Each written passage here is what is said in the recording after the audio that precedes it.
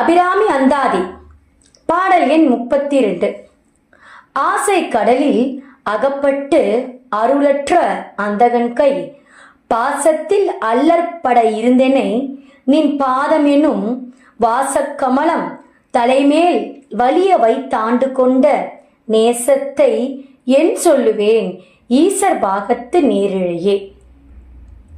பாடல் வழியாக பார்ப்போம். ஆசை கடலில் அகப்பட்டு அருளற்ற அந்தகன் கை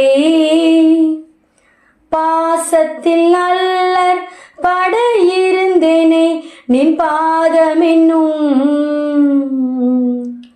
வாச கமலம் தலைமேல் வலிய வைத்தாண்டு கொண்ட நேசத்தை என் சொல்லுவேன் ஈசர் பாகத்து நேரிழையே. ஈசர் பாகத்து நேரிழையே.